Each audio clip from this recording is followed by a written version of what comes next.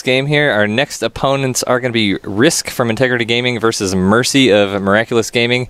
We actually have some bios for those players, so Gallagation, if you'd like to... Yeah, absolutely. Going with that. So from Integrity Gaming, as you said, we have Risk. He is a individual by the name of Carter Wurtzel. He started playing at age 12 when the Wings of Liberty came out, and he started by sneaking onto his brother's account and playing 1v1s. I kind of imagine like this is late at night, you know, when like everybody's asleep and he's like tiptoeing out of his room, sitting down at the computer, and then swearing up a storm, you know, when he's getting four-gated or something. At any rate, so... He started in Bronze, and he's worked his way into High Masters. He feels that competition in StarCraft 2 has really helped him to grow personally, and it's trained him to think critically in high-pressure situations. He's enjoyed tracking his improvement and having good practice partners, and as a Zerg player, he feels as though Swarm Host should be removed, and has quoted Mutalisk for life with a heart. We have an interview for him that we can play at some point if you would like to see more of him. And from Miraculous Gaming, we have we have Mercy. Mercy, yes. Okay. So Mercy is a Korean Grandmaster Protoss player. He's currently a designer for Kespa and other pro teams, and he prefers... What? Sorry? He's a Korean map designer? That's what it says, yeah. Wow, cool. Yeah. Sorry, please. No, not at all. And he prefers macro games, but has unique builds up his sleeve. All right. Well, we do have an interview from Risk, but I think we're going to forego that for now. We'll catch up on those later as the match is ready. Everyone else is ready, so let's just keep this action going. What does everybody think?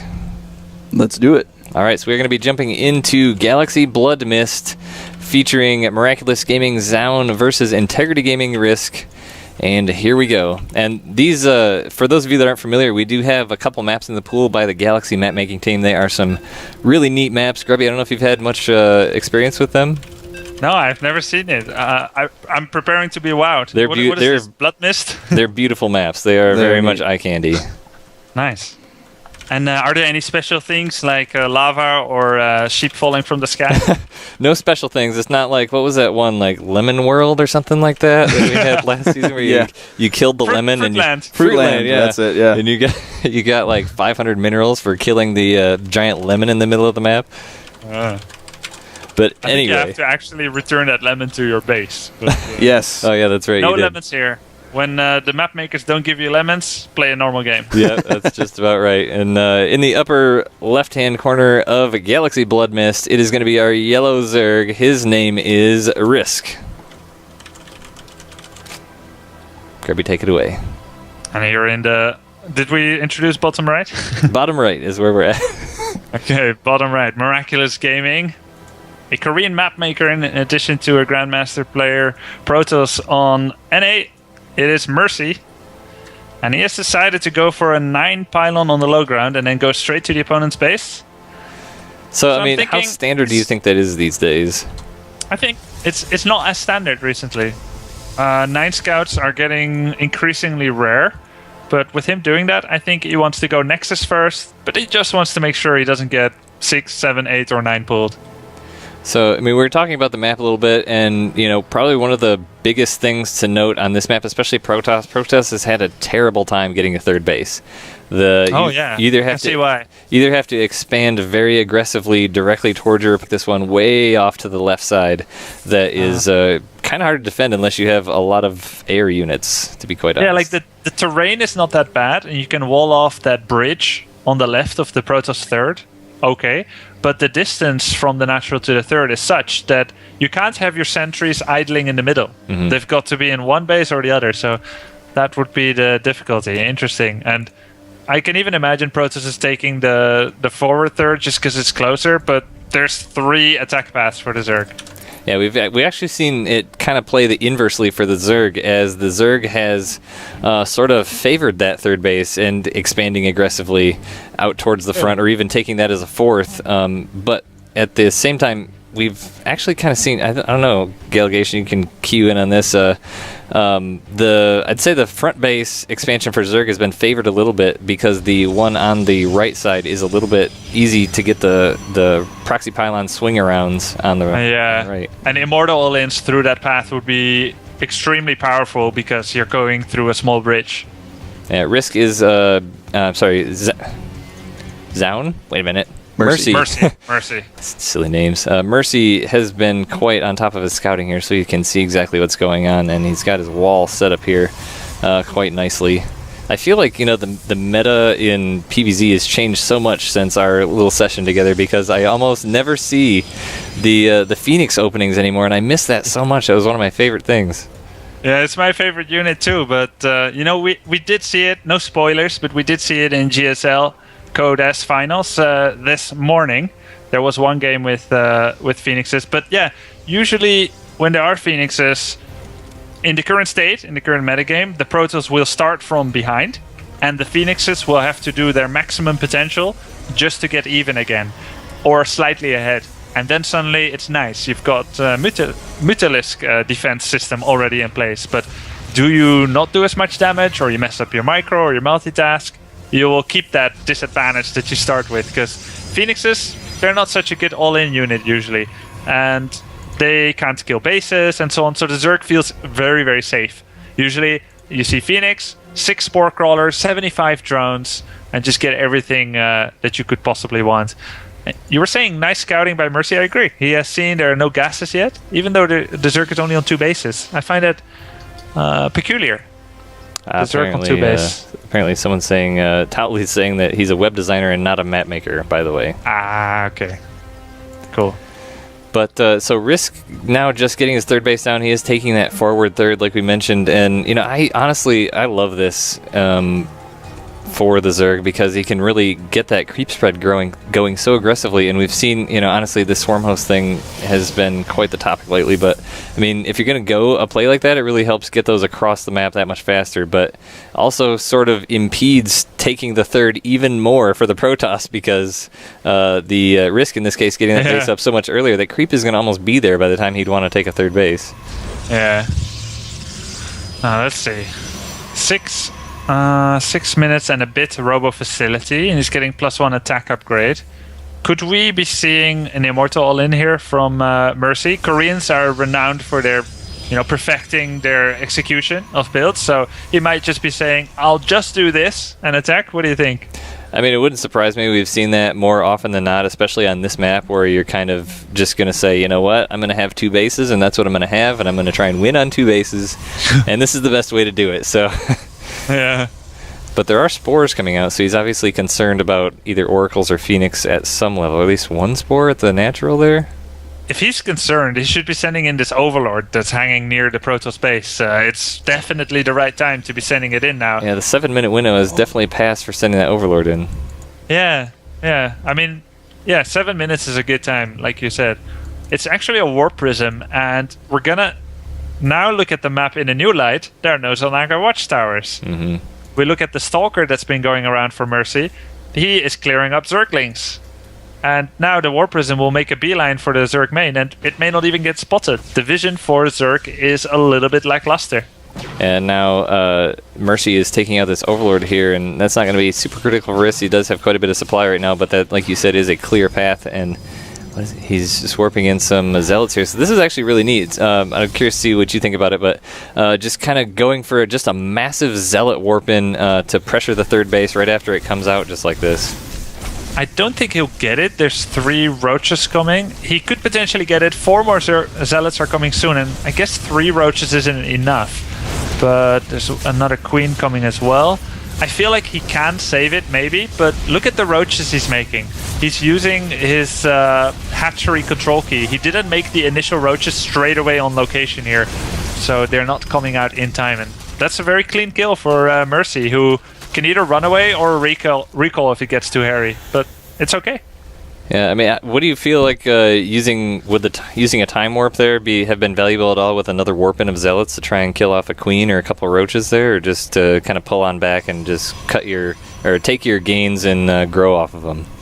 Yeah, I think the second one. I mean, I think what you suggest is like a 50% chance of being favorable, but sometimes you gotta look at an action you've done and you say, okay, this was very, very favorable. Is the next move I'm gonna do equally favorable, or Whoa, do I have a chance We've of got losing it? 2 Hydralisk dens coming down here in the main base of Whoa. Risk. So he either really wants range and speed at the same time, or that was an oopsie daisy. I think he might be getting both on purpose. They're so close next to each other. Yeah, it's almost impossible to be an accident. And they're very cheap. Yeah, it's Hydrogen. range and speed at the exact same time. So he wants to. He must be going for some kind of timing here, for it to be that important to get both of those at the same time to get those upgrades, right? But I feel like that's not a good idea because, I mean, were Protoss stretched thin across 3 bases? Sure. But what do you think he can do against a 2-base turtling Protoss with sentries? I mean, he's got a lot of sentries, and he's going to have +2 attack here any second, so these Zealots are going to tear through the Zerglings, and he's getting ready to move in. A lot of energy on these sentries, too, so, I mean, he's going to just kind of have a field day with this right now. Yeah. And plus the Hydra speed, not that relevant when defending, so usually you'll see Zerg players skip that initially. But he's very aggressively oriented in his mind, but I don't know if he can hold this even. The force fields don't have to be amazing for once to be able to win this fight, I think. There's almost enough energy for 2 time warps here also, and there's not many roaches, so the Immortals are going to be a little bit more susceptible to Hydras, but he's pulling all the drones back, but the force fields catch every single one of them almost in the back. Nice force fields to catch that surround as well. Wow. Mercy just working it over here. You know, Drone Hydra is very good against the Immortal Stalker, but not when the drones are fighting by themselves first initially. Right. I mean, even if Mercy gets squashed by this, at this point, Risk has lost so many drones. He's lost 15 already. Yeah, I think he might be able to hold because of all the upgrades, the 1-1, the range. But he's down a lot of workers, and it doesn't matter. He has that 3rd right now. Man, Time Warp doing some work. Yeah, drones can't get through. Nice blink micro there by Mercy. That's definitely something we've seen regularly out of him, utilizing that blink very well, saving a lot of those low HP stalkers. And now he's just gonna push on in there. There's only about 6, 7, 8 Hydras left here, and I mean the drones just keep on falling.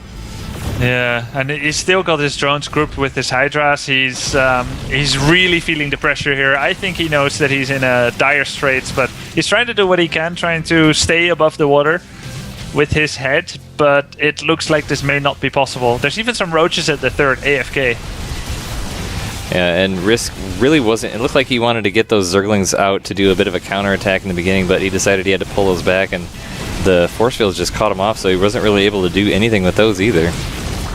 Yeah, a little bit of... I think, you know, there was a lot of little things here that cost Risk the game. He lost his 3rd, and then he should have been very, very conservative, but he made a big move there going for 2 Hydra Dens. Now it looks like he will clear up very cost efficiently. This is a very good fight for him. He's losing barely anything, but he's down half workers, and he even lost his base here. Oh, there's and his roaches still AFK against the Zealots. And they were just not being paid attention to at all. The Zealots had a surround on them there even for a little bit, so he's going to end up losing this hatchery as well. Maybe, unless these Hydras get here real quick. They do have speed and range, so... They'll die. What now? What now? Might as well pull all the drones in your main and do a little bit of a Terran, good old SCV all in. Yeah, so I mean, looking at the counts right now, it's 25 drones to 54 probes. So I mean, Mercy is clearly in the lead. I mean, he could. I think it's safe to say here that he could take a fairly safe 3rd base. You think that's safe to say? But he's still producing Hydras, and there are Colossus coming out now. So these Hydras that do remain are soon to be but ashes left on the ground. But ashes left. Very poetical. As I'm even thinking that Mercy could play a 25-minute 2-base game here. Like, he is going to mine more than Zerg for the next 5 minutes to come, so he'll have a big army. I mean, he's Risk hasn't really produced any drones yet. He's still producing Hydras and some Zerglings here. He's establishing his natural expansion again on 1 base. 1 base Zerg versus 2 base Protoss. Usually not a good thing. Well, you know what they say as Protoss, you always want to be 1 base up against the Zerg. Yeah, you do. But, I mean, we do have to remember, too, that soon Risk's main base will be completely mined out. He's pretty much running on fumes here, so it's almost kind of like 1.5 base Protoss against a... I mean, Risk is kind of in the same position in his main base as well, but... Yeah, I mean, Risk even has fewer drones. He will be 1 base, Protoss will be 1.5. And really, it's about these Colossi here. They're never going to get countered. Like... I don't see a world where Zune, if he attack moves and doesn't use anything, would lose against this army. But the fact that he's playing this conservatively, he's going for not just a victory, but domination, waiting for third Colossus, means that he cares about his team. Yeah, and he doesn't want to throw this away lightly, potentially. It's funny that you say that, because in one of the last semifinal matches we cast last week ago, that was definitely the theme. The theme was, I can win, but I'm not going to quite yet. Yeah, and also, like, everyone of his teammates is watching this game right now. The longer this game lasts, where utter domination is all but imminent and completely sure, the better morale for Team Miraculous Gaming. Because this is a lot of minutes of victory. Like, the feeling this gives for Risk's team, actually, is a lot worse. So you can even question the wisdom for Risk to drag this out as long as he did, because it looks a bit ugly. Like, oh, wow. For his teammates. He's definitely going with that as well, hallucinating a couple of Colossus here. I mean, it was on creep, so he probably saw it, but, utter domination is what he's going for right here. Mind games. And that's what he will get. That is what he will get. So the Zealot's going to just kind of walk in and do their thing. Stalkers in the back, Colossus, doing what they do best, zapping away at all the Zerg units. And it looks like Risk is going to go ahead and GG. So great game by Mercy. I mean, honestly, this is quite honestly the same thing we've seen every game we've seen against Mercy this season. Yeah, absolutely. Mercy just playing very strong, very conservatively, very defensively, and really just having good map awareness the whole time. Yeah. So Grubby, what did you think about that map? Would you play it? Would you like to play a game on that map if it was in a map pool? Instant veto down for me. As a Protoss, I would not be surprised by that. If I have a choice, it feels like merry-go-round and Way Station. Well, we do have, while we get this next game set up, I think we covered that game pretty well, so I don't really feel like there's a whole lot more to talk about, but we do have, since Risk has played, we do have an interview here that Troy, once again, if you watched last season, we had some fun interviews that Troy set up to kind of fill some time and to interview some of the players, so we're going to go ahead and roll one of those, and after that's done, it's about 2 minutes or so, and after that we should have the next match set up and we'll get going with that.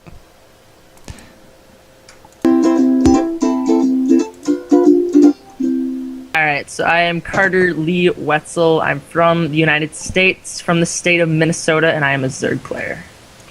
I didn't find out about esports until I was in Diamond League, so a lot of it, like all the builds and stuff, I kind of came up with on my own, and just, I don't know, the last 6 months I just started like figuring out about builds and stuff like that. So yeah, I'm actually most scared of Miraculous Gaming, the people we're going to play tomorrow. I think whoever wins the semifinals between Integrity Gaming and Miraculous Gaming definitely takes it for sure. I don't think the other side of the bracket's very good. Remove Swarm Host, easy peasy. Remove the Swarm Host. And I would also say man, that's a tough one. I would also remove force fields and rebalance the whole gateway unit system, like how the gateway works. So that's what I would do. A Black Panther trying to stalk his opponent, waiting to jump in on him the instant he messes up. So yeah, that's me. For bonus points, can you act like that animal?